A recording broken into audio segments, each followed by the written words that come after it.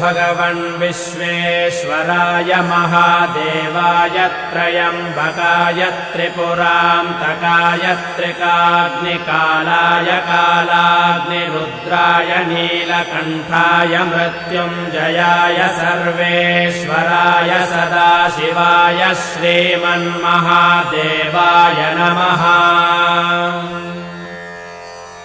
नमो हिरण्यबाहवे सेनान्ये दिशां च पतये नमो नमो वृक्षेभ्यो हरिकेशेभ्यः पशूनां पतये नमो नमः सस्पिञ्जराय द्विषीमते पथीनां पतये नमो नमो बभ्रुषाय विव्याधिनेन्नानां